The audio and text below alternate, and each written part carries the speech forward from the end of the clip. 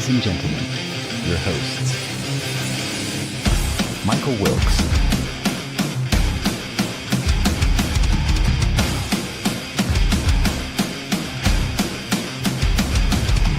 Angel Ortiz,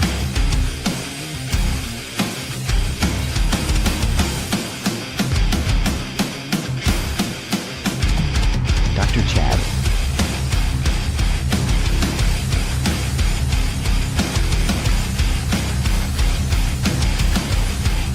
and Sam La Cavera.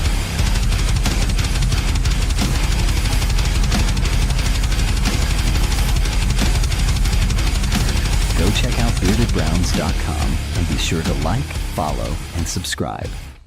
Enjoy the show. Welcome, everybody. Welcome to Victory to... Wait, that's not important. Who cares if we got the victory, right? Who cares if we won back-to-back games? Who cares if a rookie quarterback went back-to-back W's in the division? Because there are bigger pressing needs for us to talk about. That's because, our guy, Kevin Stefanski, got fired. He overtakes all presidents, right? All precedents right now. And president. Yeah, that too. Myles' sack record means nothing. Why? Because your head coach got fired and we have to talk about it. Or unless you're a Pittsburgh fan. Yeah, unless you're a Pittsburgh fan and you're still arguing. That Conversations this week. We'll get to it at the end. So we will touch on some of that stuff briefly, but you're right. One of the bummers of this head coaching firing, and like him or not, wanted to keep him or not, whatever you think of him, one of the bummers is it takes away from enjoying getting one more win at the end of the season, like you mentioned. And instead of recapping the game, there's just way bigger stories that are much more impactful to the team. So if he hadn't gotten fired, we'd be talking about okay, so we ended the season on 2 wins. How do they build on that? What comes next? And now it's those wins to me feel a little bit like they mean less, they matter less, because now you're going to have so many changes that it's not like you can just skip into next season off of this momentum. I think it meant something to Stefanski, that last win, when you seen him walking off the field and happy and probably excited. Meant something to a lot of the players. It just all of a sudden doesn't mean as much to us, to the fans or to the media, because nobody's talking about it. We've just moved. We have to move on now to the future instead of getting a chance to look at the past. Hence the name of today's show. Yeah. The hence of today, from Victory Sunday to Black Monday. It happened just like that. Kevin got up, went into the office. 2 minutes later, he left the office. It's it was sad to see, but yet here we are. Kevin had a good run here for a couple years. Baker years, Joe Flacco in 2023. A lot of good memories. We'll have to do a show of our top Kevin moments. Maybe have a little section there. Because Kevin, the thing is that's confusing is this, guys, and we're about to get into the notes right now. The predictions that we did kind of sort of match the actual totals. Chad actually was the closest. He said 5-7. I said 6-8, and Mike said 7-9. We were all one off on our low. Yeah, it was on, and we won 5. And I think Vegas had you 4.5, 4.5 to open. And they eventually moved it up to 5.5. And how many games did they win? 5. So Vegas thought it was about 5. I thought it was about 5. You guys thought it was just above that. And then they end the season and it's 5.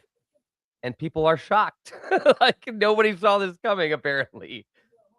Okay. Do you honest question, do you guys think when Kevin Stefanski was excited at the end of the game, Sam said, Stefanski probably already had an idea of being let go before he walked off the field? Do you think that was excitement? Man, I'm finally done with this crap show over here. I think it was more whether if he had an idea he was going, it's an exciting thing to have won your last 2 games, because they had terrible quarterback play. They had Don't talk about our quarterback clearly kept playing for him.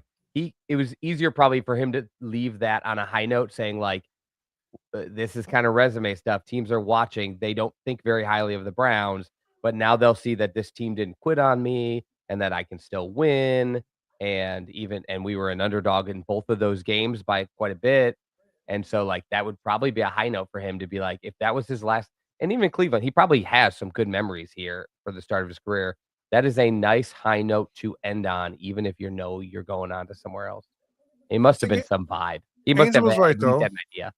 Angel was right. Said stop talking crap about our fan voted Pro Bowlers quarterback. Pro Bowl, man.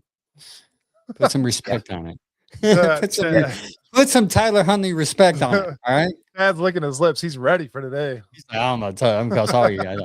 But yeah, well, if you want, there will be another show where we get into to bring into the technicalities of Sanders. You know what's going to happen today. Actually, it probably will get brought up because it is part of the whole press conference. Too, something got brought up that AB said. The 44th.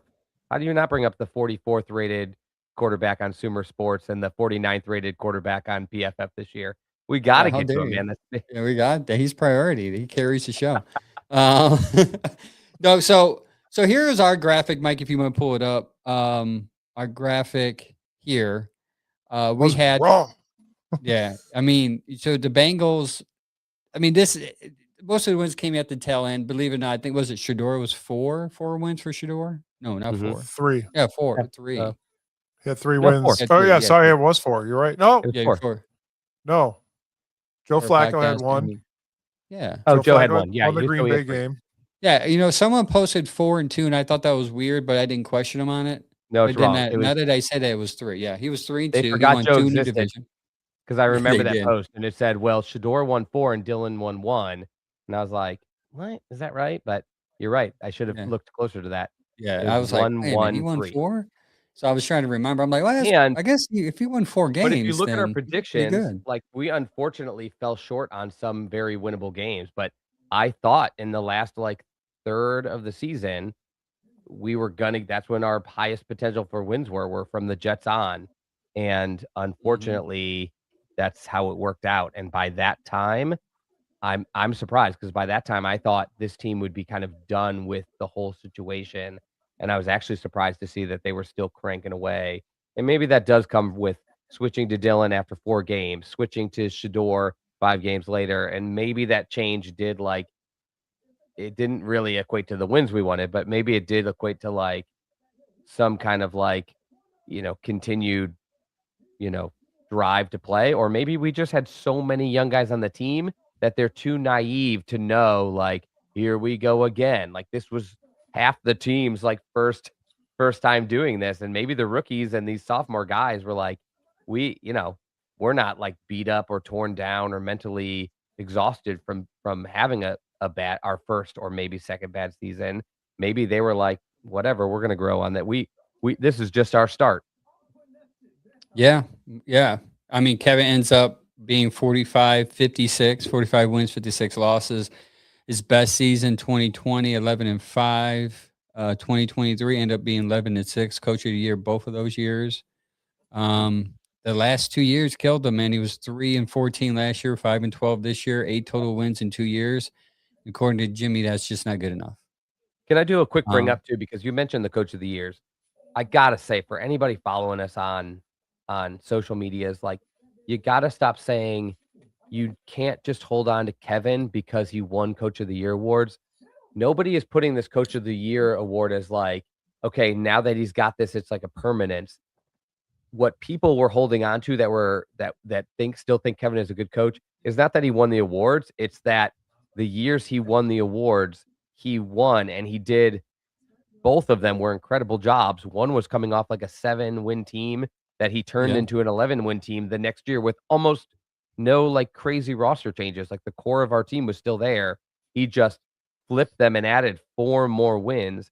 And the year that they won 11 and went to the playoff, it was a year that you played 5. You played Watson for 5 full games, 6 total games, and you went 4-1 or say 5-1 in those. Then you had that PJ Walker and DTR reign where you could only scrap 1 win. And then you brought in Joe Flacco at the end and won another 4. or 5. And so like, Yeah.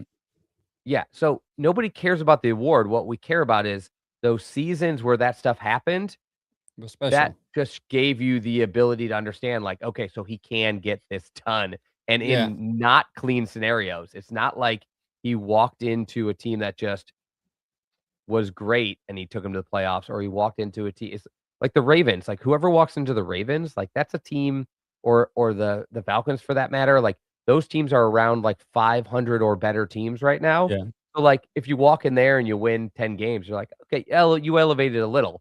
He walked into a team and Double elevated them digits. 5 games once, Yeah. and then a team that, if you told me any starting franchise quarterback in the league was hurt after the 5th game of the season or whatever, I'd be like, well, then that's a bomb season. Like that team's not going to succeed. It's very rare they do. And so those were the things people held on to. So I just thought it was worth bringing up because people always get stuck on the award. Like anybody cares about the award. What Yeah. they care about Also, was the thing he did to earn the award. Yeah. Yeah. And also to the year in 2024, 2023, he won 2 games with PJ Walker and 1 game with DTR. That's crazy. And my argument is this: he won 3 games with quarterbacks that are not even in the league right now. Yeah, they've never won a game since. Yeah. So I mean, Somebody that's told me what makes recently- it that season great. And then Flacco comes off the couch and like coasts there. But he's rumored. He's a hot candidate. Well, he was a hot candidate. I think that's going to change a little bit because the news just dropped Still today. is, but yeah, he lost his He lost a little mojo happening there, but he's a hot candidate. He's got an interview tomorrow with the Giants, probably, if they don't get on John real quick. Titans on Saturday. I don't know, and I haven't heard anything about the Falcons yet. On Yeah, whether they're going to interview. It was reported that they've called him to interview, but I don't think there's a date set. Yeah, they're gonna like, nah, don't call him back. We got John on the phone. Hold on. They might. Yeah, they might. They might just pass over him. But I would be surprised. So I heard from John Fanta today that the Giants are so excited about him that he feels like if he doesn't sign ahead of time or if he doesn't have other options, it's a done deal. He said that like ownership group and the players on that team are like fully from his sources, and he lives in Jersey. From his sources, he said I can see that. If he wants to coach there, he's going to coach there. But that was before Harbaugh was let go. Yeah, and Jackson Dart put his name. He said, "I like Stan. I like him. I think he's a great coach." A lot of people feel the way the national media. We've been saying this all year. The national media likes him. They respect him. They think he's doing a better job than our fans or the local media as far as Kevin. But the other thought is like, there's still that vibe out there that the Browns are the Browns. And, if a quarterback doesn't do well there, he's worth picking up because the Browns probably messed it up.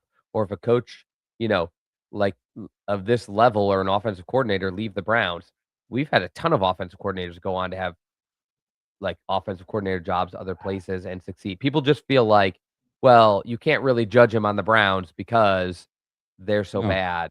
Yeah, that will give him a shot. Earl, I have a merely impossible scenario to mention to you guys, and I sent it in the chat earlier. I'm so glad we're live because now the chat can end. My phone will shut up, thankfully. But guys, can you imagine Kevin Stefanski goes to Baltimore, John Harbaugh comes to Cleveland? Just on Dude, that would be crazy. Yes, that would be like, so weird. The AFC Just North imagine. rival will be insane. Yeah, it would be. I told him in the chat that we'll take their coach because they took our team. It's even swap. Yeah, you Fair owe enough. us. And Mike, I want you to answer this question. Earl has a good question. My question is: was the 2 winning seasons more about Kevin Stefanski coaching or the play of the quarterback? I think it was So the what he 11-5 win. Go ahead. I think it was what he overcame those 2 seasons. There was still injuries were piling up both of those years. Your Maybe. quarterback issues still were there, not as harsh as they are now, but yeah, it's just one of those things that made him coach of the year. And the way I look at it is the coach of the year thing is just another participation trophy. You got to give it to somebody. He managed to overcome and win games, so he got it. Thank you. Also, Kevin. too, I mean, you point to the quarterback in 2023, he had 5. So yeah, it definitely was coaching. Because if you win with 5 different quarterbacks, Right. and you end up with 11-6, and you go into the playoffs with 5 different quarterbacks, that shows that his coaching. Also, Baker came off his worst year as a Brown, throwing 21 interceptions Worst year of with his Freddie career. Kitchens. Worst year of his career, and he Terrible. comes back, and Kevin fixes them, and they go 11-5. That's coaching. It's coaching, and I think they won the playoffs that year. They beat Pittsburgh. And my point from earlier was like, when Kevin goes in this interview, he's not going to say, "Guys, I was 2-time coach of the year." When they say, "What are your best accomplishments?" He's not going to bring up the award. He's going to say, "Oh my gosh, well in 2023, we thought we had everything rolling with Watson. That whole scheme, offensive plan, and goal for the season was to go through with him. Then when he went down and we were reeling because we had already traded our backup quarterback, so then we had, that's what he's going to talk about. He's not going to say the award. He's going to describe the scenario and like what they had to overcome, and like the players stepped up. Did this. Our coordinators came up with this different offense to play with Flacco, and it's more about the process of what he did than like the end result of the award. Who else do we have to thank for bringing up those 5 quarterbacks? Man, so many. 13. By the way, 13 quarterbacks in his tenure here that he started, which, again, show me a coach who had 13 quarterbacks over any 5-year period and was successful. And the crazy thing is, it's not like he had 13. Not just 13. Because, the 13 he had. Let's be more specific. Yeah, that's what I mean. Yeah. So you're right. No, you're right. Okay. No, that was not where I was going. Yeah, he had 13. The 13 he had, and only about one of them has been any good. But I guess where I was going to say is like, it's different if you have like your backup and maybe your third stringer have to come in for a game. He was playing backups and third stringers for 5, 6 games a season. Sometimes the backup and third stringer played more games than the starter. In fact, most seasons the backups played more than the starter, except for 2020. I guess 2021, our starter just shouldn't have been out there. We should have had our backup playing because our starter just could not play with did that what injury. he did what he did this year, and it's weird how Baker's having the same year in his contract year in Tampa is the same year with the same shoulder, same bum shoulder, and the same way he went out is how he went out. Well, not the same way, but he went out of the playoffs. It's more concerning. But I do now. have this. I do have an answer to your question, Harry Clark. He asked stats. How many third downs did we convert with Kevin as a head coach percentage wise? I could give you an answer to that. It's 36.2%. And would you know what like the league averages or what the lows and high are? I can get that for you. But Kevin's gone 42 or 43%. It's not much higher than that, but I think we are the lowest, I believe. But I do have a question for you guys. So I'm gonna answer the question and then I'll ask it. I am 50-50 on the let go of Kevin thing.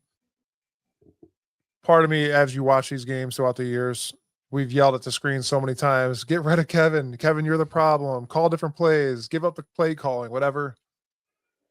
But there was some kind of stability here with him as well. And that's what kind of makes it a little more rough. I especially think for the fans that did adore him because of what he did throughout those other couple of years. But what do you guys think? Where do you guys stand with that? Well, I think your point is, if I'm hearing you correctly, like there's some like, even if you had times where you wanted him fired, there's some bittersweetness because you did lose somebody that has some ability. By the way, I was able to look it up. The average third down conversion rate in the NFL is typically around 39% a year. All right. I knew we weren't so far behind. But you're not far off. Yeah, it's not like we're crazy. It's not like, oh, it bombed you. No, I mean, you're 36%. I mean, we still with the quarterbacks that we played and with the quarterbacks we played, like it's hard. Again, it's pretty good for not having a franchise quarterback for your tender. And by the way, this isn't like the Kevin Stefanski show. Like I've even said this, and I was probably his biggest like proponent on the show. He won 8 games in the last 2 years. Like you had the appropriate reasoning to fire him in this kind of bottom line business. I just say if you're looking deeper and if you're looking to like the potential candidates coming up, and if you're looking at where does this job stack against the others, the people that were super excited to fire him, I just think we're looking at the big picture of it's not the best scenario that you think it is, and the grass may not be greener. And that's my worry. That's my pause. And I think some of Mike's too, from what he was saying, like, sure, there's days you're like, this guy's not getting it done. But then when you get a chance to sit back and look at it, you're like, yeah, but who would be getting it done? And like, who's going to come in here and fix this? And we're going to get into that soon. Yeah, Yes. yeah. For me is I was off Kevin for a little bit this year, then I got back on because then I looked at the bigger scope of this team, and then I realized personally, probably what Chad sees, Kevin is a issue, but I think the bigger issue is the lack of talent in which he was able to work with.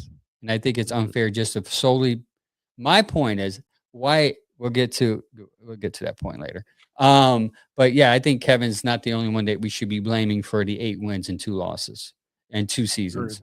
But Kevin's, yeah, he didn't have a good year the last 2 years. 15 points per game this year, 15.8, I'm sorry. 263 yards per game, 4.1 per play. EPA was negative 1.4, tied for 31st. Every one of those statistics is either 30 or down. And you can't bring, I get why you can't bring a guy like that. And they look at these statistics and they see it, especially as analytical as they are. They can't ignore 2 seasons of that and then, move on and try to convince themselves to bring him back next year, which will be the same quarterback room, most likely. Yeah. They were justified in firing him. And my only thought is like, if you don't have a good solution to fill in at coach and quarterback, I'm worried we're looking at a short-term solution where another guy comes in, can't succeed because this is not at least at the moment, pre-draft, it's not a successful environment. And I don't want to do that thing where we're like, oh, okay, so then a year or 2 passes, whichever, we didn't get it done, and now we're looking for the next regime. And you're like, that's such a bummer. If you were going to have to do like another jump regime, I would rather you just held steady and kept some consistency. So if that's not the case, if we get the guy, it's like, okay, I'm open to that possibility. But you're right. That is the worry. Like what changed your mind back has been my worry the whole time is this somewhere that someone is set up for success and can people, and we'll get into Barry's press conference. He admitted it. He not Weird those flex. words, but he admitted it quite a few times that the offense is an issue and it needs to be addressed. There's a weird back and forth, right? Where it was like, yeah, we didn't win enough games like we should have. We don't really have the talent we need to win. And I was like, but you should still win. It's like, what? Right. It was a back and forth of like, but we should have won more. And it's like, okay. Okay, sure. I think that wheel came up again, Chad, today, actually, where I was telling you in the beginning of the year, defense wins championships. We got this. As long as we can score some points, we'll be all right. And it was kind of funny how that turned around. Did you guys remember that? Those 2 or 3 games that the Browns defense did have where the run game, right after Malik was put on IR, the run game just fell off a shelf. Yeah, but especially for 2 games, we got roasted. But the other thing is the defense without enough offense to support it, the defense just gets tired and offenses outlast them. And that's happened several times this year where did you guys know this? We had the lead. I think I read we had the lead in either 13 or 14 different games this season at some point. So this is not a year like last year where we just couldn't get it. It's like we had a lead at some point in 13 or more games. And eventually, because it was so defensive driven, the dam broke or they fatigued or something went wrong on special teams and it just flipped on us. And that's what happens when you can't get your offense to even score consistent field goals. You eventually just leave another team an opportunity and they all believe, we'll just keep playing. And even if it's in the 4th quarter, we'll come back and we'll win because they know you can't score. Yeah. Well, that's what's great. Those 3 defensive games where the defense fell off a shelf, the offense actually stepped up and was scoring points in those games. That's what it was just a flip flop. Yeah. Like, all right, let's do that. Let's not do that. I'm sorry. To transition to our next segment here. John says, I get what you're saying about stability, but this season showed how we lost a lot. He lost the locker room. I don't agree with that. It was Yeah, I didn't a think so. right time They for wouldn't have won a the last change. 2 games if he Yeah, lost the locker room. and they were competitive against Buffalo if it wasn't Yep. for 3 interceptions. Yeah. Yeah. The offense lost that game, but they yeah, played hard throughout the whole game for the coach. yeah. All December, they played hard in the crappy cold, in this terrible situation with no hope. It's just last year, I think you could make the case. Veterans were tired. Myles was a big voice in there. Like, they're not trying to win. They're not giving us the best position to win. They have other priorities, and I think they did lose the locker room as an organization last year. This year, it just felt like they just kept grinding. Like, they never stopped. But he continued to ask who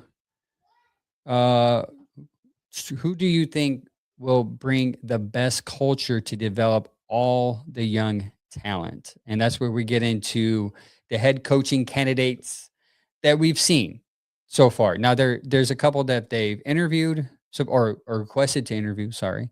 But the ones that are top, like big names, like Flores, Kubiak, now John Harbaugh, he's on that list. Those are culture. I mean, John and Flores has to be on your top, right?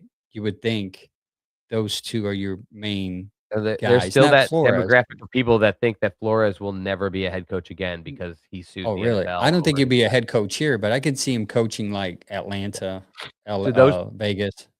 to those people, most of them also said he would just never be in the NFL again, and he's back already. So Yeah, the NFL could be pretty forgiving if they think you can help them win, as we saw with Deshaun Watson and with Shador Sanders. Like, I'll both tell of you them what, he's had gonna be some pretty kind of pissed when he baggage. comes here and sees Jimmy has him. Maybe we deserve it. Oh yeah. Maybe that's the best thing that could happen to us. If Yeah, I had to pick my 3 guys, it'd be Harbaugh, Flores, and McCarthy. Out of those 3, that'd be my 3. I like McCarthy. McCarthy's growing on me. Yeah, I'm not a big McCarthy guy. Well, I just because don't a like lot of winning people say record. if you keep McCarthy, you can probably keep Jim as your defensive coordinator. Maybe. A lot of people are Maybe. saying that. Maybe. It depends. Earl, the man Booth said the players were playing for each other all season long. I would say I would agree with that too. And I think definitely that defense in that last There's game against camaraderie. Cincinnati was playing for Myles. They Yeah. wanted And Myles like to I get said, that sack.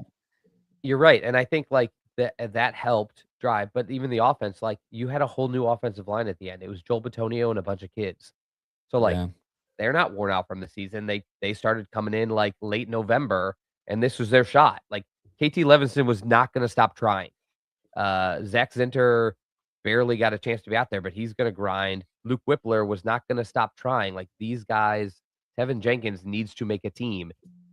There were other reasons. Did you think Isaiah Bond or Malachi Corley were gonna stop trying their hardest? Like, you had a lot of guys on this team who either were young and naive or are, like, Yeah. playing for their lives. It wasn't like a normal season where you have a lot of veterans who are like, "I can't wait to get out of here." Like, these guys are Yeah. young, and they know they're gonna be here, and they didn't quit.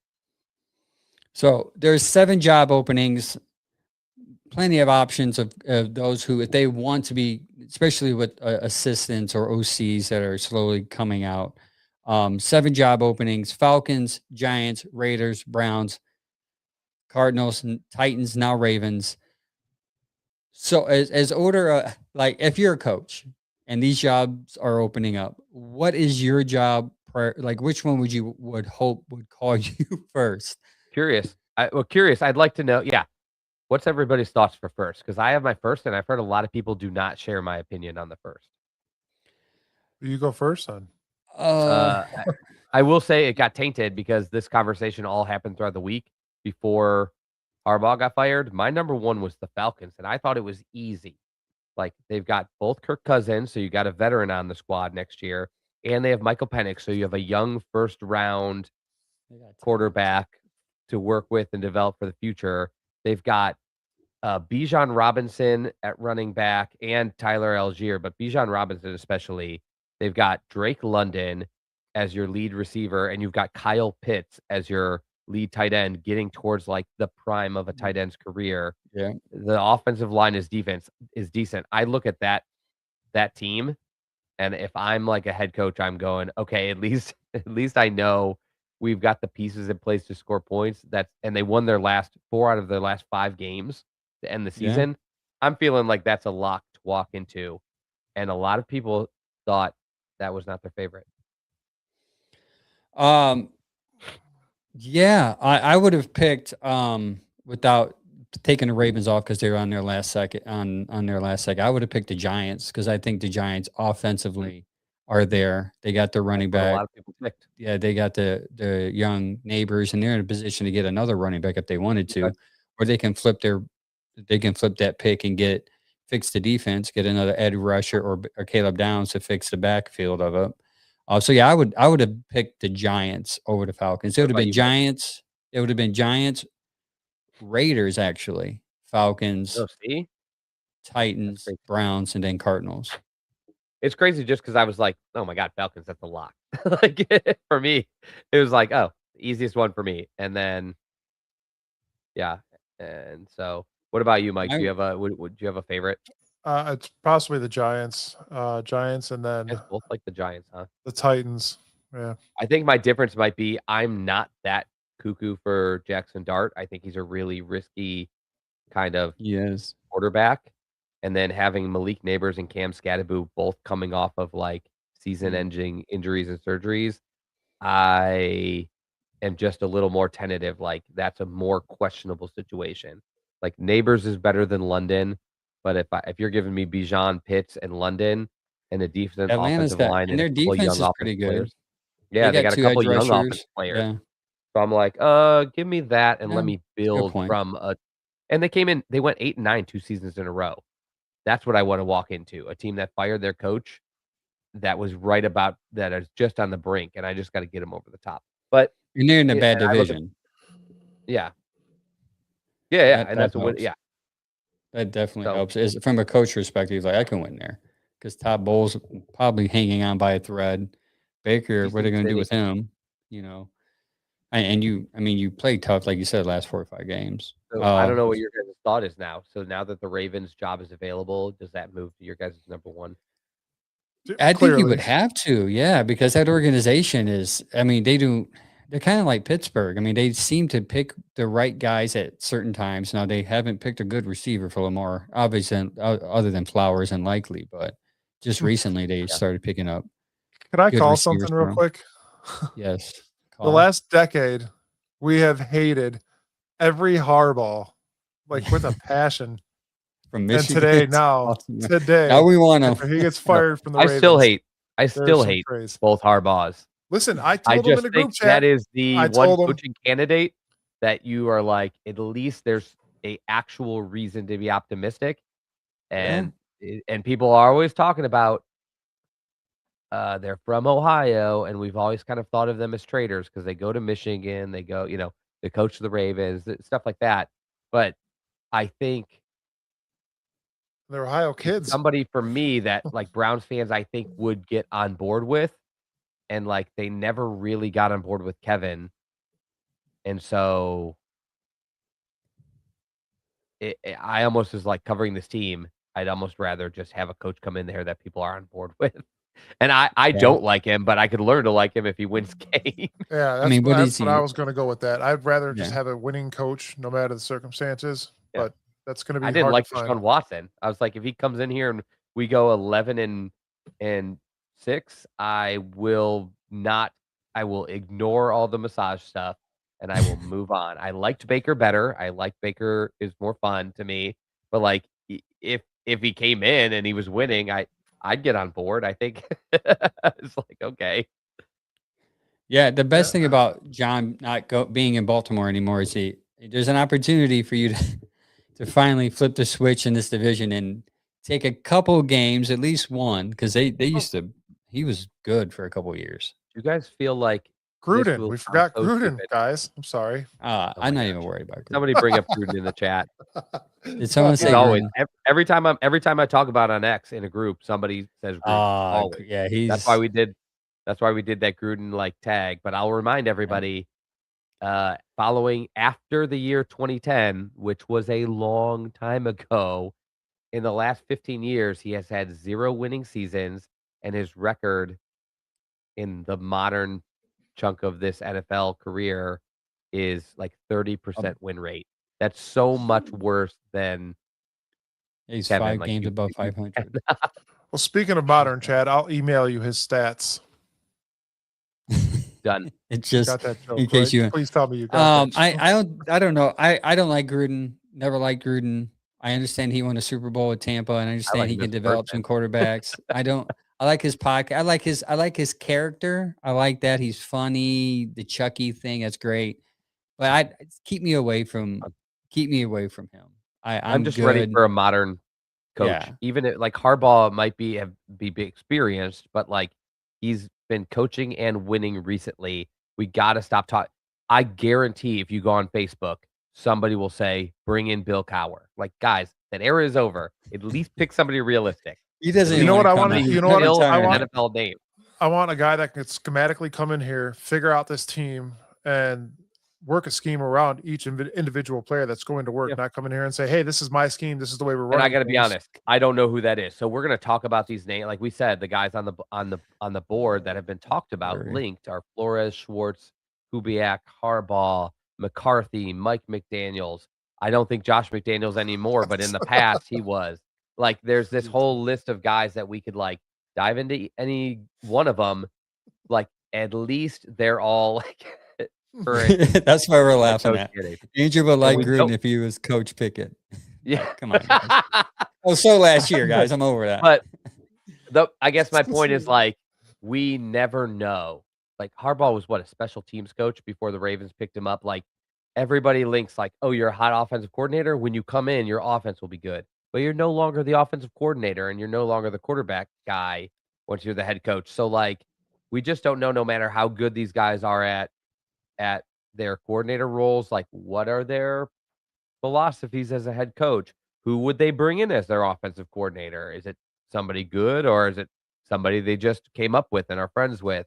So, like, there's always these unknowns. You can't really relate coordinator success or like mediocrity to like head coaching success. But when you look at these past coaches who have just recently been head coaches and their situations, that's why they're easier to talk about, because we know what Harbaugh has done with Flacco, with Lamar. We know what Flores did in Miami with Tua. We know what McCarthy did recently in Dallas. What we don't know is, like, we have no idea what Kubiak is like. Yeah. We know what Schwartz did what Schwartz did, and it wasn't pretty, by the way, with in Detroit with Calvin a Johnson. Hall of Fame quarterback and and receiver. Like, he wasn't good. Before we get into that part, I just want somebody, one, obviously, to win games. I want somebody, two, I always said I wanted like a Bill Cowher-esque guy, always somebody that's going to tell these guys what they need to do, when they need to do it, and kind of it's your job to come out here and play football. I would love to have that job. I mean, I'm sure you guys would as well. I want a coach that shows some discipline. If you're Jerry Jeudy and you're dropping as many balls as you are, you're sitting out a couple plays, dude, until you learn how to catch a ball or put some stick up on something. I'm not going to let you go back out there and make the same error over and over and over again. That pass in Cincinnati, bobbled that. I know. Oh my God! He hasn't caught a pass. I thought of Mike. I was like, if he would have dropped that, Mike probably would have came to my house, started beating up trees. I was at my father-in-law. Have we seen him even make a clean catch with his hands that don't hit his shoulder pads or face mask at some point? How is that? I just like sit at the jugs for hours, put tape all over your hands to like make it harder, and then just keep catching and don't let it touch your body. Like, it's the easiest drill ever. That's how you know the NFL isn't scripted. There's no magnets in the balls, that's for sure, because he ain't catching former Buckeye and Vikings receiver Carter said he used to cut a tennis ball in half, and he would put a rubber band through it or rope, and he would put a half a tennis ball in each hand, so it stuck out like that. And then he would catch passes all day at the jugs. And if you even were off, it would hit the tennis ball and like ricochet. So he had to learn to catch with his fingers out so that the ball didn't hit the tennis balls. And like, that's how he's like, that's why I didn't drop balls, because I found a way to train where I could make sure I couldn't do it. And like, I look at a guy that has a drop problem. Like, if you're not doing every possible thing, yeah, we need to find a coach that holds somebody to a different standard. I will agree. Like, I like Kevin. People don't like his demeanor. I liked the evenness.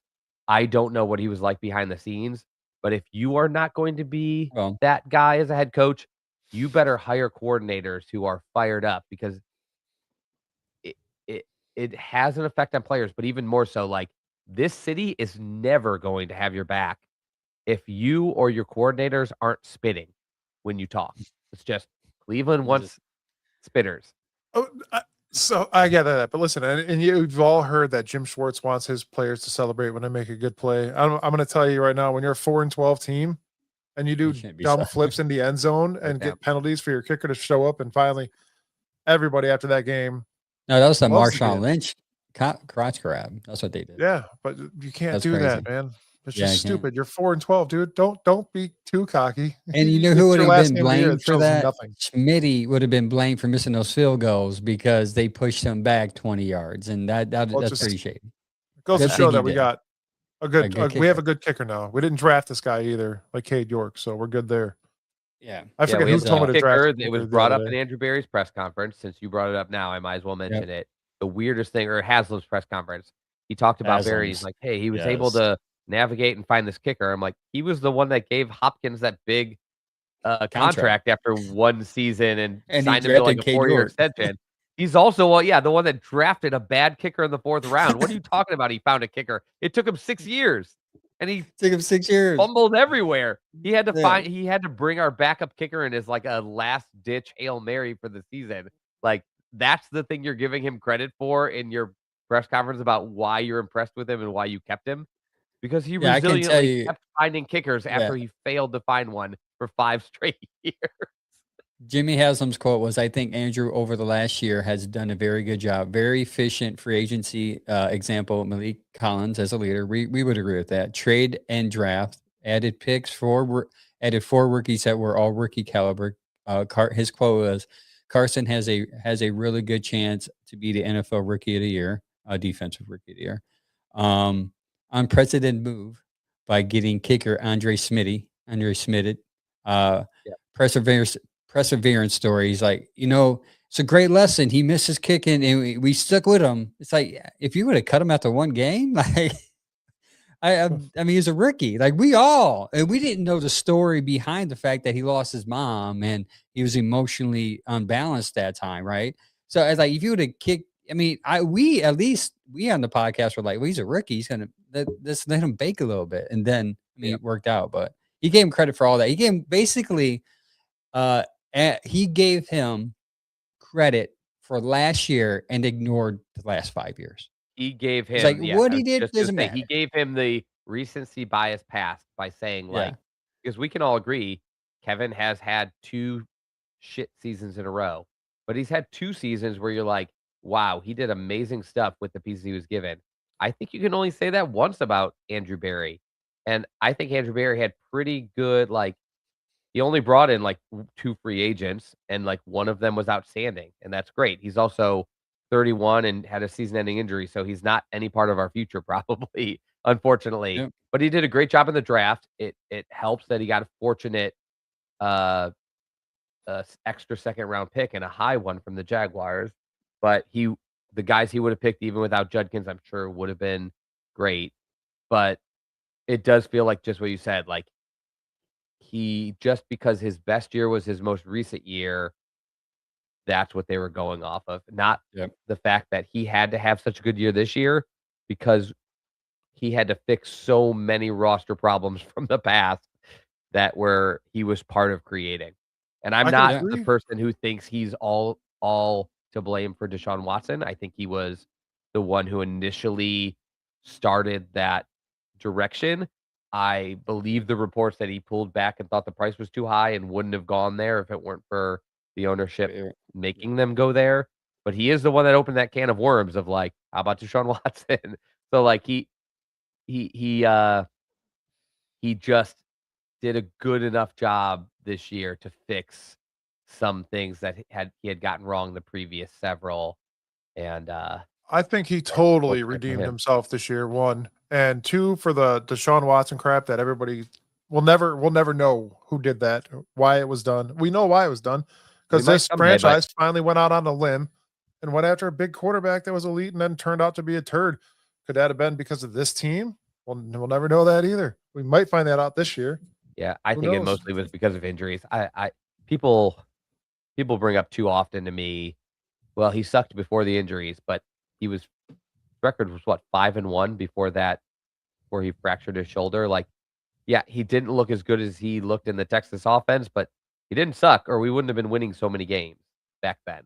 So I get that a lot, but I think the injuries, it's hard for somebody that's so injury focused to not think no quarterback succeeds when they miss 11 games from suspension. Then the next year they miss 11 games for a fractured shoulder, and the next year they miss 11 games for an Achilles tear, and then in the rehab process they re-tear the Achilles. Like, there is no quarterback who overcomes that during a 4-year period when you literally only get to play 17 games over 4 years.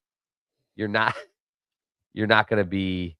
Well, that's why Cleveland is so upset because, you have Baker Mayfield that was winning games. The whole controversy went down with him and Deshaun Watson, and then Deshaun Watson's baggage, then the injuries, it all piled up, and then everybody's seen Baker doing well at the Bucs.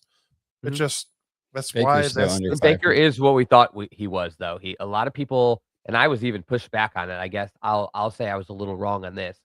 I thought Baker could turn into, over time, an elite quarterback. And I know he had a really good run to start the season, but 5 years later, he looks like what most people thought, and that was just an average NFL starter who, when things are good around him, can take you to the playoffs, but not go all the way. And when things are a little rougher around him, it can crumble, and you end up being around 500. And I still think that's a franchise quarterback, but people were probably right. He probably was more of a middle of the pack franchise quarterback. He never really developed then. So he's the sad news is 58 wins and 62 losses in his career in 8 years. Yeah. So I've said this over and over, and we it's just worth bringing up before we move on. I've compared Kevin Stefanski to Baker Mayfield for the longest time because, much like Baker, I think people are like, you think he's incredible. No, I think he's just pretty good, and I'm a little nervous that if you move on from him, you have to bring in somebody after him who's better, and now we're 5 years removed from Baker, and we have never gotten someone out there who's better. That's why I was nervous firing Stefanski, because not that I don't think there's a better coach, that I don't know if we will be able to find a better coach than him. I think Stefanski is the Baker of coaches. He's good enough that 1 or 2 years you could be like, whoa, these years were amazing. Baker was in the MVP race earlier. He's been a playoff quarterback. He's won a playoff game. It's just little did you know Baker's only had 3 winning seasons in his career. 3. Yeah. And yet this is the fan base is pining and crying about him every time he goes out and throws a 3 interception game. Yeah. He's won his 3 games. His average record in the 17 game season averages out to 8 and 9, below 500. Yeah. Do you guys remember that X post that I made that went completely viral? I woke up the next day and we're like, holy crap, dude. And then Chad's like, this is so wrong. Why'd you post that? And that's how we're right. It's exactly what we expected. In a worse division.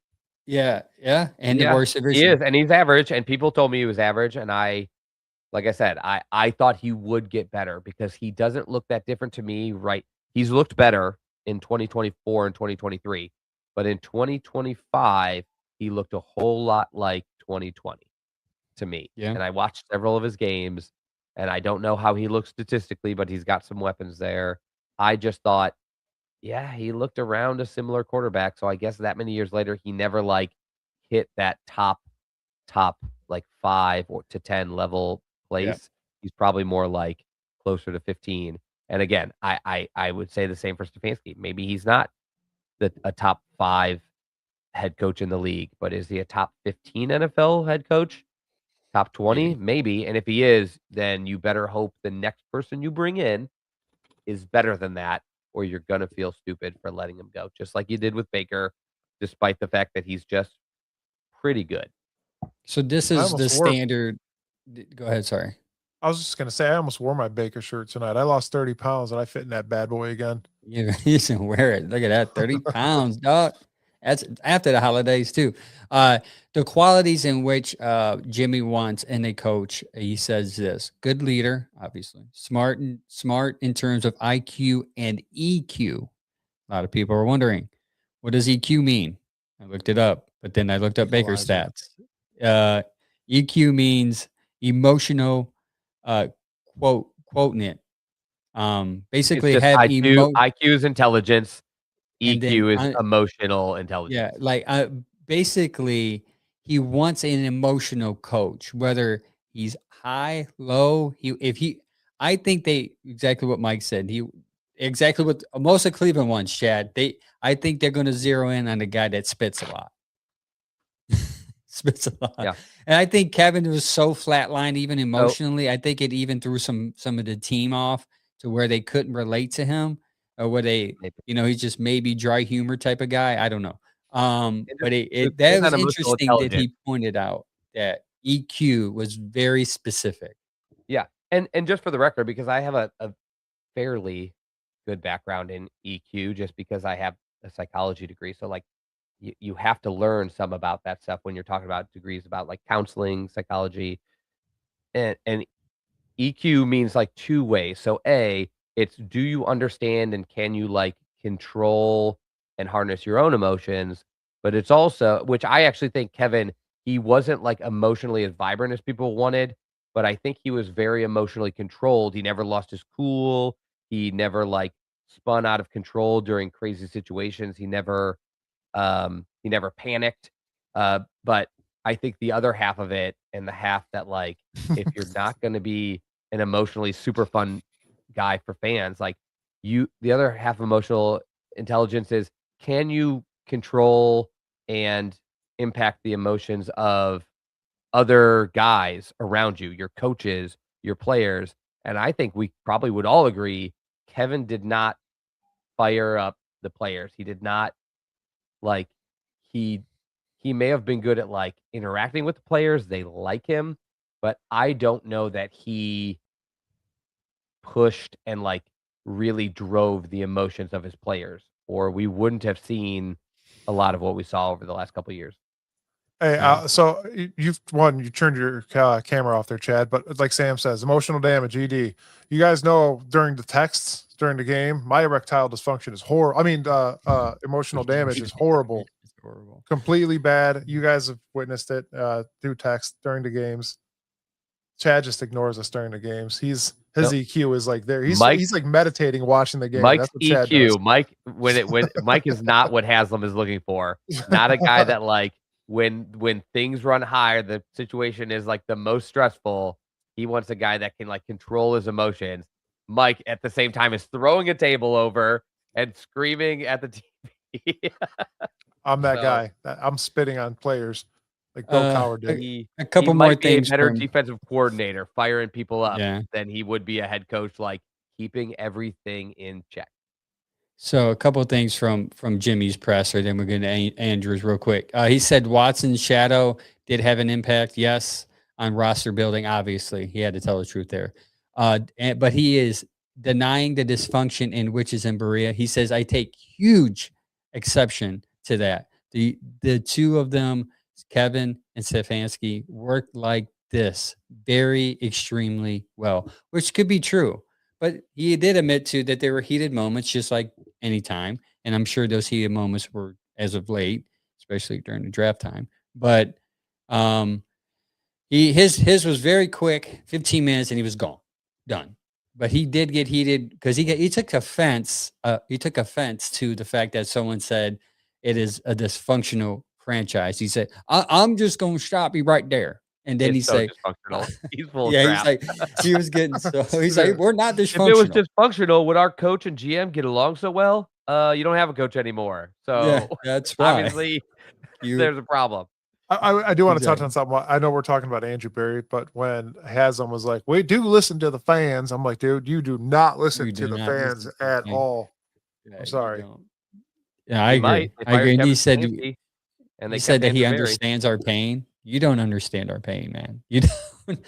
You may as a person. Actually, I disagree with that. You make money off this misery. We spend our money on this misery. We're buying this misery. We're not the same. Jimmy, you are making more and more money off of our misery. That's not the same. Yeah, Jimmy, we're built different. It's the same thing I said about Myles Garret when he's like, this means this is just as bad for me. And I'm like, I believe it is bad for you. I believe it's hard to play on a team that's losing. But you also got $40 million this year and you make $45,000 a snap. I spend all my time and money on you and I get nothing. I agree. I guess he could say that he has pain too, because as an owner, you don't want to be the owner in the owners meeting that has the worst team every year. So I can understand maybe from that perspective, as a billionaire who has the worst team and he's probably getting frustrated. Sure.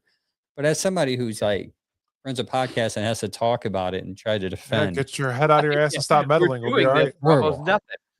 I also think like there is a small aspect of like there is a difference to the frustration when you make a choice and it goes bad to when you don't get any say in the choice and you think it's a bad one and you just watch it go bad.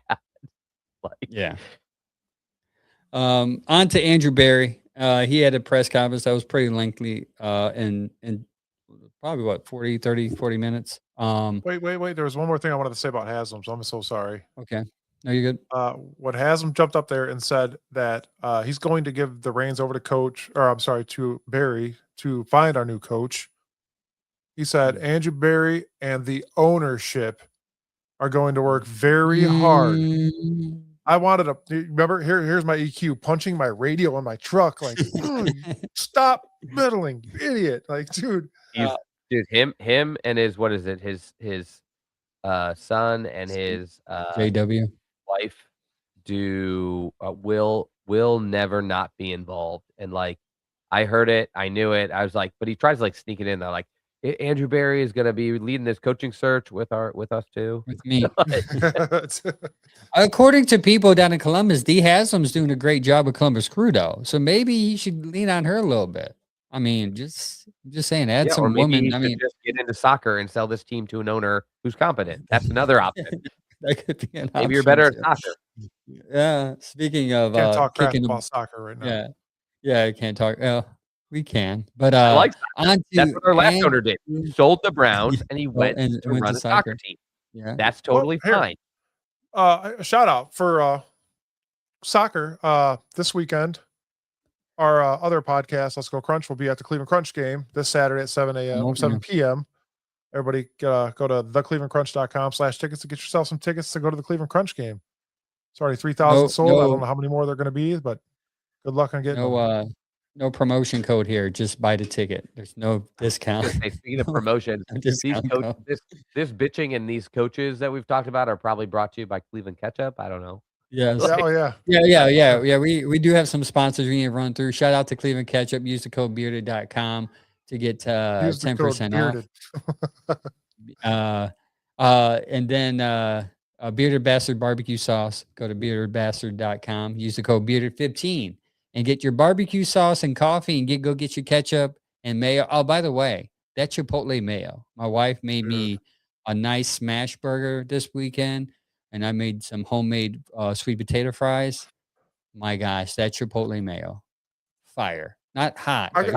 Mayo for me, little self props here. Mayo, I'm probably looking to getting more than mustard. I'm on my second day of a keto diet. You guys can probably tell my skin is glowing. I'm so skinny and muscular, like you've never recognized before. I figure 48, 72 hours is pretty much what it takes to become incredibly impressive. But I am super excited to eat mayo again because I never eat mayo. And when you do a high fat diet, you guys start slogging like mayo and oil on everything. Mayo, butter, and oil. Add with like that squirt thing of sour cream. You said Chipotle mayo, and I was like, oh, I get to go pick up some Chipotle mayo is good, man. That Cleveland Ketchup one. They don't make a bad product, I tell you that. And they're really good. On to our GM / guy that is going to find our next head coach and who is responsible for finding our issue to find the solution to our quarterback issue. Brought to you by, Bearded Bastard Barbecue Sauce. So, AB, he got on the press conference and he says, "Hey guys, I love Kevin. Me and Kevin worked great together, but we didn't win enough. Family." He said family like 5 times. Yeah, we're family. We're going to work on getting on the quarterback market." And one thing he said, and I was waiting for it. I was just waiting for it. I was in my car before I had to go to Giant Eagle, and I'm like, I'm waiting. I don't want to miss him say anything. And he said the words that I've needed to hear because I wanted him to say this because I wanted to be right, Chad. I wanted our podcast to be right and smart.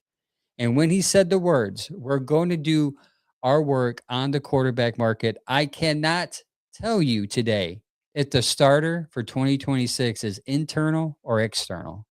I said, I knew it. I knew it. I knew it. And there all of a sudden the Shador stands. You need to get rid of Stefanski because then Yep. you lock in Shador. And we can't say whether Shador will be the starter or not, but he made it very clear if you thought if you saw enough out of him and you thought other coaches were all going to love him, you would have said, we've got our starter in the building and we've got a great base for this next coach to come in and build. No, you wouldn't. It's like, we've got to do the work to figure out where we go. You wouldn't say that with a new coach coming in at all. You don't know. Yeah, nobody knows. Okay, no. Pause. Do you think when Vrabel went to New England, they said, well, you can have Drake May or whoever you want next? Nope. They said, we just drafted Drake May. He's our guy. And Vrabel said, awesome. That's why I'm coming here. Let's go. So if they walk in the room and Andrew Berry says, hey, Shador Sanders is our guy, they're either going to leave. No. He'll say, you got 3. You got Watson, you got Sanders, and you got Dillon. Which one do you want? He did say, he did open and say in the interview, and you might be getting to this, so I might be jumping the gun, but he did say the new coach coming in will have input on what direction we go with the quarterback. We're not going to make that decision without him. So I think that makes it even more important that we interview some people with other options and who can be very open. Because if we interview somebody like Todd Monken, he might really want to be a head coach again, and he has been bouncing around, and you might interview him and say, what do you think of Shador? And he might feel pressure to say, this is the guy that drafted him. He might feel pressure to say, I like him, I can make it work. And he might not feel that way, but he might feel pressure to say it. You might have somebody like Harbaugh come in here and say, I don't think. And don't get me wrong, Harbaugh might like him. The Ravens were going to try to take him as a backup. But that's the kind of guy that could say, I watched him play this year, guys. I checked your film before we played you. Man, that kid's not how we're going to get it done. And he may have the option to say that because they might not be able to boot him out of the room. And if they do, he might be like, okay, see, I'm going to go interview with the Jets and the Falcons now. So, but it does feel like you need to get a couple guys in the room who can be honest with the GM about the quarterback situation. Heck, I wouldn't be shocked if somebody like Harbaugh thought he could win with Deshaun Watson. I'm not excited to go that route again. But you might get an owner that walks in and says yeah, I can. Todd Monken might be like, I wish Baker was Watson when I was the OC here. We could have done more with that. So yeah, Mike, what was your thoughts when you heard that comment? Which one? The non-committal to basically to Sanders. I mean, he praised him. He said he learned. He said that he was developing. He's quick on his feet. He's da da da da da. And then he said, but we're not going to commit to anyone internal or external. Just like Mary Kay Cabot said, you're not going to obviously announce your quarterback with a new coach coming in. You can't, right? I mean, you don't know who it's going to be. If he's good enough. You can't you have 2 rookies, so that's not they're not going to announce a rookie as a starter. Yeah, our situation, you can't. Yeah, you can never announce anything in our situation. This team is full of surprises. Yeah, if you had Drake May, who you drafted 3, you're going to tell the coach you got this is your guy. Yeah. But you had Shador, who Michael Penix has been kind of up and down, but I don't think they're going to let a head coach walk into Atlanta and say we're going to switch quarterbacks. They're going to be like, we just drafted this guy, and we have Kirk Cousins. Like, we can't clear the quarterback room. We've got the quarterbacks. If you can't work with these guys, you've got to go. I think some teams are at the liberty to say that. I don't think we're one of them. I think if they come in and they say, you guys didn't spend many assets on these guys, I can't win with them. I'm the best coaching option for you, but I think we need to bring in Malik Willis. I think they're going to be making calls. I'd be all for that. We talked about that yesterday, but I'm going to ask you something, Chad. I've asked everybody else, 7 people, including Angel, Sam, Gary. I think I've asked everybody. Haven't been able to ask you yet. Obviously, the number 1 spot of your offense is what? Quarterback. Okay. The second one that protects your quarterback is? Yeah, I do think probably left tackle for me would be 2, and it's close. Right, that was my answer too. All right. Yes. No, that's very true. Especially if it's left-handed or right-handed, you want to block their blind side as much as you can. Blind side tackle, I should say. Yeah. All right. So, third, for your quarterback to score points, you need receiver. And I would put receiver over the other tackle. I think if you could have 3 elite players, you want to be the quarterback, tackle, and receiver. I think some people would say maybe both tackles, just give them like all the time and you can make the receivers. But I think those, it's not running back. I don't think it's tight end, even though a super elite tight end can get you somewhere. I think your 3, if you had the choice of building your team around 3 spots, I would say those 3 are that order. And those are the most important for this team, the Cleveland Browns. And I gather that. And I know we're not going to draft, most likely not going to draft a quarterback unless we trade down or something, because we are the 6th pick as of right now. And there are 5 teams before us that steadily need a quarterback, correct? For the most part. I mean, everybody's there's at least 2 or 3 that would take one before we had a chance. Right. So and one of them has more assets than us, so we're not going to be able to. And I don't think the Jets need to do assets. Aren't they number 2? They can wait for more to drop to them. There were 3, but if they're so 2, one of 2 options. We draft a quarterback and we let him sit throughout the year and watch Shador, Deshaun, or Zappy go at it. Or you work on the offensive line and the wide receivers. Yeah, I don't think quarterbacks on the table anymore, Mike. I think we're going to end up going your route because I just do not. Yeah, Jets are 2. I just don't think Jets are 2. They sold half their team to get draft assets, and they're 2. What are you going to do? Offer them a quarterback? They're going to be like, we already have 4. Like, we can get out of here. We're taking a quarterback. Yeah. So I really do see. I think this is going to be a giant building year for us. Obviously, we got probably half of a new offensive line coming in. I'm hoping Andrew Berry could do what he did in the off season. After the draft, maybe with some trades again, like we did with like people like Tyson Campbell before the trade deadline. If there's issues, try to make those a priority to fix them. Berry did say if Berry could do on the offensive side of the ball over the next 2 years what he did on the defensive side of the ball over the last 2 or 3 years, then that would be great. The problem is if one of those guys isn't a quarterback, I still don't think we're an over 500 team. Barry did say the priority this year will be offense. So just like what you said, the defense was priority last year. This year, he said they're going to do heavy offense, free agency, and draft. My hope is that free agency, they hit up that line, and then in the draft, you draft your skill seat people. That's what I hope. Yeah, last year, for me, priority is like, who do you spend your top, like, where do you spend your top 75, especially your picks in the first 2 rounds. In the last 3 years, he's only picked 1 offensive player, I think, with a first or second round pick. Like, where was Zach Zinter?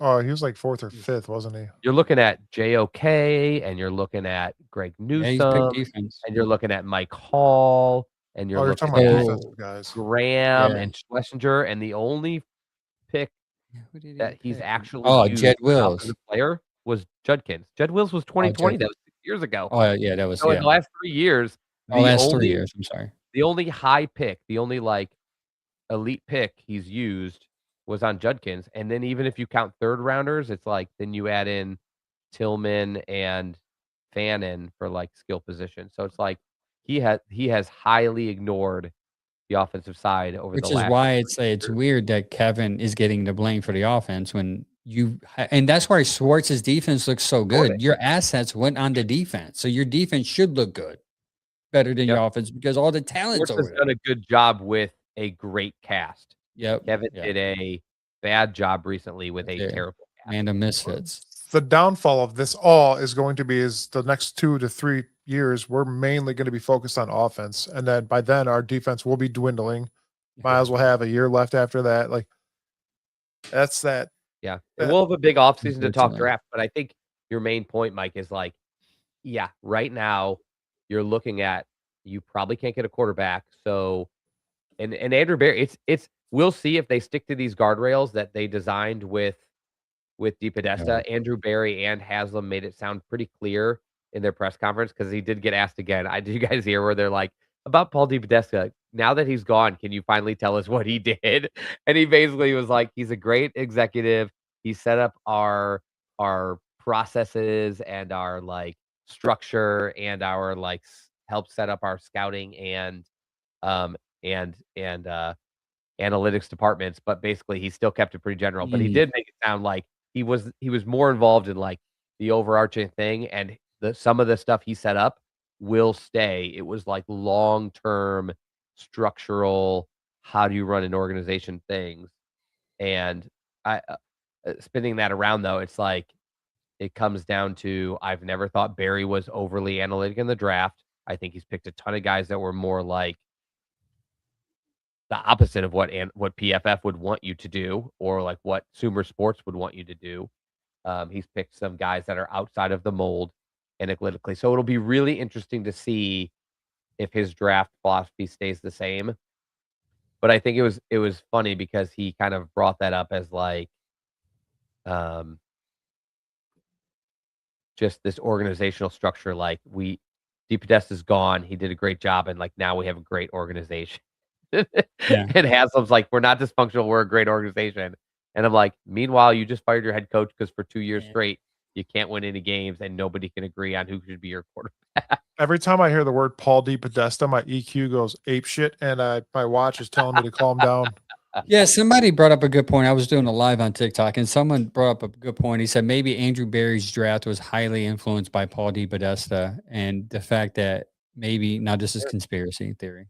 We'll see, depending on the way he drafts now. Maybe Haslam gave him more say this year, and this is more of what a Berry draft should look like compared to the others. I said, I didn't think about that. So I love talking sports to other people because you brought something to me that I didn't even think about. That's a good point. And I said exactly what you said. We'll see this year because if he knocks it out the park again, then we're like, all right, well, maybe this guy was highly influenced and Paul DePodesta is to blame. If he's still taking trade backs and trying to get more capital, if he's still, loving late round picks, if he's still like picking the way he's picked, where it's like a lot of it fits the mold, but every once in a while in each draft, like 2 times, he goes way out into left field. Like Anthony Schwartz was not a good analytic pick. He did not have like the numbers that match a good NFL quarterback, but they picked him anyway. Analytically, I'm not even sure Mason Graham was a good analytical pick, but Carson Schlesinger, Judkins, like a lot of these guys, like analytics, I don't think would have said these are your top guys, but he picked them anyway. He traded up. He traded up to pick a linebacker in the second round, and then he used the number 1 pick in the second round to pick a linebacker. Analytically, like that does not track as like a high priority position. And these guardrails that I had mentioned earlier from DePodesta said, we value on offense, receiver, left tackle, and quarterback most of all, and all assets should go to quarterback. That tracked for like Deshaun Watson and some things like that. It never really tracked for the draft. And then he said on defense, like you want pass rushers and you want guys who can cover your receivers. Yeah. That tracked a little more with the draft because they did put a little more emphasis on that. This is something I want to ask you guys. Well, not even you guys. I know you guys' answer pretty much to this. It's more of the viewers right now. I want you guys to all type in the comments. Does the firing of Kevin Stefanski make this season more exciting for you? Less exciting? You're neutral? Because normally I go into a season kind of pumped up because I'm an idiot. But I have high hopes every year. And this year I'm not going to find high hopes no matter what you do here. I think this feels a lot like the Sanders pick and not like what we've seen from Sanders, like at the time they picked him, or the Deshaun Watson trade, whether you were for it or against it, whether you had like you were optimistic person or not on those guys, the change in general is going to bring in some interest. I think for me, even I don't even I was really nervous about the firing, and I'm still a little bit upset about it. I'm still going to be more probably engaged now while they look for a coach Yeah. and after they hire him. I'm going to be very curious how this is going to go. What you just said, Angel, what does AB look like now that Deep Podesta is not over his shoulder? Like, is How is that he moving? different? Is he moving with his Is it chest different out? or I hope Paul DePodesta hits a guardrail on his way home tonight. Sorry. Don't say that. Sorry. Sorry, that was A couple wrong. of things that he said in general in the press conference. It kind of matches what Haslam said. He said, as far as a coach, that's pretty open minded. No bias to offensive, defensive minded as far as coach. Looking for a leader keyword, who can teach, develop, and command belief from players. So I think they say that because the other coach lacked that. That's think- what I was going to say. I would wonder. That makes sense. I would just wonder, is that we didn't like the leadership like style, or we just didn't think Kevin was a great leader? Which I just think it's style. yeah, I think it's like I think Kevin led in a different way, but I'm just wondering, is that like they didn't like the leadership style, or were they just they just love their buzzwords? They're like, our buzzword for this coaching search is going to be leader. So then no matter who, they're not going to say we need a track record of success. We need a guy that can change the offense. They're going to say leader. And I wonder if that's so like whenever they hire him, they can just be like, yeah, we interviewed and we just felt that this guy was a leader. And Yeah. it just seems like such a generic buzzword of like, it's like when they say like, what are you looking for in the draft this year? And they're like, we just need football players who just, smart, tough, accountable. And then they draft Anthony Schwartz, who's not tough. And they draft Jed Wills, who's not accountable. And they, like EQ. they have buzzwords they like to use, but then they don't do it. That's a safe word. They said the most important thing in our franchise is players who are smart, tough, and accountable.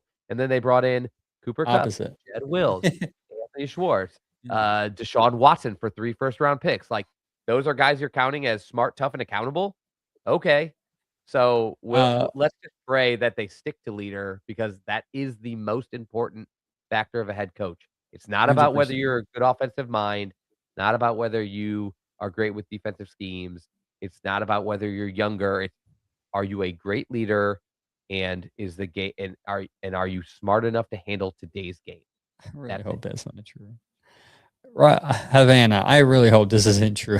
The OC of Harvard, he's interviewing the OC of Harvard. That's got to be a joke. There's too many Come Harvard. on, man. It's got to be Do a joke. not tell me But that is actually true, my guy. because if that is a joke, that is hilarious. That's a good one. That's a good one. He did say they want someone who can match the elite defense with an improved offense. So they kind of tell you there that they could have won a lot more games if the offense was just average. And I think that's what they were looking for this year. And I think that's why Kevin got fired. The offense wasn't average enough. It was below their average area. I think it was predictability, no adjustment, the offensive line and wide receivers and the quarterback issues. That's what killed it. I don't think you could either. I don't think you can adjust, and you have to be predictable, because you're, again, 23% of your offense from throwing perspective came from Harold Fannin, and 16% if you total up Sampson and Junkins as far as receivers came from rookies. So when your rookie quarterback is throwing, his objective is to give it to rookies who are going to make mistakes. So of course, that's why it baffles me. They came in with some unrealistic expectations to think that you're going to eventually start 2 rookie quarterbacks. Even Jimmy Haslam said, we got to see what we have of both of them. And then you're going to lean on where a system in which Kevin's system is heavy on tight ends and running backs. So you're going to star those guys and then say, well, they weren't average enough. Well, because you're starting rookies. You're then making, come on. rookie point. I didn't think of the rookie point as much as you did, but that's a really good thought. I was thinking on the other side of it is like you on paper when you came into the season, your offensive line looked good, except for you weren't sure whether DeJuan Jones could handle the left tackle yet. He's But here, like Chad. that all fell apart. Otherwise, you just had like rookies and odd pieces and no 3, 4, yeah. quarterback that you should have set any expectations for. So I guess it would be like you kind of covered the point of what I was going to say to Mike is what came first, the chicken or the egg? Did Kevin become predictable and the offense lacked flair? Yeah, you have to so be the players predictable. couldn't execute, or did he have players that couldn't handle anymore on offense? So you Every can't year, run a bunch of yes. motion and make it complicated because Gabriel and Sanders, especially, and don't get me wrong, Flacco is very experienced. There's a lot of things Flacco can't do. He's not who he used to be. So like you were hamstrung at quarterback, but also offensive line and receiver. So like, can you run these motions with Malachi Corey and Isaiah Bond? They weren't even in training No. camp. Could Yeah. you like how many, could you switched quarterbacks 3 times. Could they get any rhythm with their receivers or linemen? Could you run really complex schemes? Could you keep opening up the playbook? Probably not. As soon as Gabriel started to get like the hang of things after playing for 4 games, 4. you moved on to another guy who, only got you got a guys with what 5 and 7 games. Like that's not enough for them to get a rhythm where you can start advancing the offense. But at the same time, it didn't look great last year either. So we'll see what it looks like this year, but I will always wonder a little bit, was it even possible to open the offense at all with You can't. That's, I mean, people, that's what baffles my mind. Like people are thinking, why isn't he opening the offense up? I'm like, do you see who's catching the ball? You got Jerry Jeudy who's bobbling the balls. You got a rookie going 30 yards out in Bond. And you have rookies that are your playmakers. You set Kevin up with rookie playmakers. And he's hurt, then he's back, then he's hurt, then he's back. I mean, inconsistent. So that's why, like, for me, I think Barry should have been as reamed out or as hated, or maybe they did behind the scenes. Maybe you said you got one more year, right? We don't know. But that's why I said 3 weeks ago, like, it won't make sense to have Barry still here because he's responsible for what was on the field. Now, sure, should Kevin demand better of his players? Like, what are you going to do with Jerry Jeudy? He dropped the ball. Who are you going to have come out there? Malachi Corey? I mean, there's no depth in receiver. It's Larvin. You get Larvin. Fans love him. I like him too. You cannot Corley did pretty out damn your good. number one. Yeah, Corey. I want to Malachi Corley and say like, I'm good on him. I'm high on him. But yeah, nonetheless, that was my issue with the whole ordeal. Like, and then it goes back to I'm glad Quick Clip showed up finally. I mean, your guy Shador is not promised next year. Why? Because the coach you guys wanted is gone. The guy that we would have said, hey, he's been in our system for 7 games. He showed some improvement. Let's run it back again this year, is gone. So the guy that they bring in may have some pushback on who. I mean, he's going to have some say, and it might not be Shador. I mean, it's a small chance, probably not. Either way, we'll see. I'm going to be completely honest with you guys. I hope it's Deshaun Watson. I hope it is Deshaun Watson, so we can get someone out of the money that we got. That's all. So crazy. Out of the list we named of potential candidates and people we're going to interview, Harbaugh is the one that comes to mind as like, yeah, I can handle Shador's personality and fame because he just had Lamar, and I know it's not the same, but like, I think he can handle it. I also see him as the person that would look at you and be like, but I don't want to deal with it. So it's like, it's going to be tough. He's like, I dealt with that with Lamar, and that's the reason why I'm gone. I don't want to deal with this here. All right, we got to get on to other things. This other stuff we'll save. I mean, because it's off season. We can always address the trust and draft here and maybe next week. But we need to talk about something that happened special, something amazing happened Sunday that gets overshadowed, like we talked about in the beginning of the episode. Myles Garret sacks Joe Burrow for the 12th time and gets the record 23 sacks in the season. It wasn't as exciting as I thought it would be because I feel like it was a slow sack because I wanted a hit. It was exciting for me. Yeah. So I was The like, Browns Packers bar oh, went as wild as we have, like, as loud as we've been the entire season. This might have 2 been a seasons. louder scream than Shador's first touchdown pass. Like, people went bonkers when that finally happened. You're right, it was not a treacherous sack, but, like, we were so on edge as the clock struck down, like, "Oh my god, he was on pace to get, like, 25. Is he not even gonna get 23?" yeah. Oh, Yeah, I guess for me, it was a sigh of relief. I was like, I mean, I did have my son sleeping in my arms, so maybe that's why I couldn't really get too excited because I knew I had to EQ down a little bit. But it was cool to see history, man. I told my girls were watching, and they was like, "Did he get it?" I'm like, "Yeah," and they're like, "Well, what is the sack, Dad?" I'm like, "Ah, great, you just ruined it." No, I'm just like, well, a Uh, sack is when the guy gets a quarterback, but it was cool that they got to see it. My wife even was interested in who's like I mean, she's in and out with football. She's like, well, did he end up getting that record? I'm like, yeah. And she's like, did they win? I'm like, yeah, it was yeah. amazing. And I They will tell won you, and it Miles got it the was record. different for him. I very much believe it was different for him that he got that record, and we got the win. I definitely think that made the vibe in the locker room worth it. I think he would have been a little bummed to have gotten that. Like, in the long run, whatever, he would have been hyped to get it. In the short term, I think he would have been bummed to get it and then walk off that field with a loss. Yeah, with a loss. Yeah. I the mean, Yep. the best part of that for me was I was at my father-in-law's, and that was great. I jumped up and I was like, "He got it!" And everybody's, "He got it!" I'm like, "Yeah!" And I'm trying to keep my EQ back to normal. So then you see Jamar Chase after the game crying, like always after we beat the Bengals, and that's what made it worthwhile for me.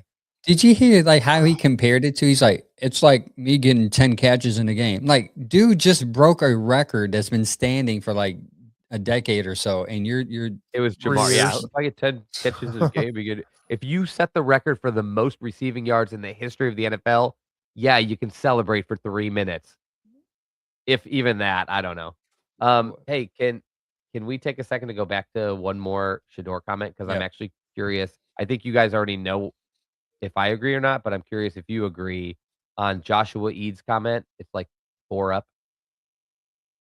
Oh, no, he made another one. It's farther than that. Sanders It's at actually 5. showed improvement each week. No, he did not. He Okay, did I was not curious show what you thought. improvement What do each you week. think, Mike? And I'm a I'll tell Shador you what guy. I asked you the question a little bit ago. Obviously, without a line and receivers to throw to, you're not going to see much out of them. But I think there are glimpses, like that one catch. I forget who it Question's was not too, right in glimpses, the end though. Do zone. you agree he improved every week? Because to me, that would Uh, mean his best weeks were the last 2, and I don't think his best I think the last 2 were 2 bad weeks by him. he I was think on he and was off. best against the Raiders and against the Titans, and I see him as up and down. I didn't think he improved every week. I thought there were some things he improved on and others that were worse. He threw a lot of interceptions to end the season, and he did not throw touchdowns. So, like, I That think the I could one agree thing on. he did improve on was controlling the sacks and making them not Yep. so impactful. But the Yep. one thing he got worse on was protecting the ball. He fumbled and threw interceptions. He turned the ball over like what, 4 or 5 7 times in the times. last 2 Yeah. weeks? Yeah. Like Yep. that? Gotta clean that up, my man. Dang. Stefanski won Yeah. the last 2 So games and told Cleveland to shove it. No high drive picks for you. yeah, and then you keeping Shadora, and I'm going to go Man, to he New left on York a to get with bang. the guy I wanted in Jackson Dart. I never thought of that. Like, here, you got Yeah. something for me, Some Cleveland. I got people something for do you you. guys buy that story from Pete Prisco where he says, like, Yes. he knows from sources that Kevin did Yes. not wanna trade for Watson? Yes. By the way, I know it's I not agree. Shador, but, like, it's worth like, it Yes. just flapped in my head, and I was like, I had heard that a long time ago where they said the story I was given was from somebody that I actually believed. It just sounded believable, and he sounded like he had sources. Barry wanted him initially and then backed off because he thought the price Yeah. tag was I too can see high. that. Kevin agreed to it and basically took it as, like, if he'll agree to do our offense, like, Yes. then I'll get on board, but had to be, like, coaxed on board, and it was the owner and DePodesta who are like, "We have to make this happen." And that seems so believable a few years later, and so I'm wondering if you I guys kind agree. of Yes. find that I believable. believe I'm that. I've wondering if in always 3 years, we'll find out more about Gabriel and Sanders and who was on board with those picks. Yeah, we heard that actually. Oh, sorry. Go ahead, Angel. No, I've subscribed to that theory a long time ago. I think we talked about it on the show. I feel like I brought it up. I subscribed to that theory 100%. That was not Kevin's pick. Kevin agreed because he agreed in principle. I would run your offense, signed that check. It was like, in second thought, your offense sucks, and I'm going to do what I did in Clemson. I want to freelance. Yeah, I want to freelance. Yeah, I want to freelance. Yeah. My quick thing before the show ends, guys. This is what I want. I'm going to instill some trust in whatever coach we grab. What I want this coach to do is literally analyze the hell out of whoever he picks. I want this guy in camp showing this coach what they could do, and whoever is better at the end of camp, I don't care who it is, whoever is making the biggest plays happen at camp, whether you're doing your little exhibitions and tossing balls to each other. I want people to see what the best product we have. I don't care if it's Sanders. I don't care if it's Deshaun Watson. I just want the best guy out there. And I'm going to say, run it back this year with what you have in the quarterback room. Obviously, that's my thought on that. But no matter what, at the end of the day, I want the best guy for the job out there. I'm okay with a change, but I am realistic at the idea of what you just said, Mike, that they may not have the option to change this year.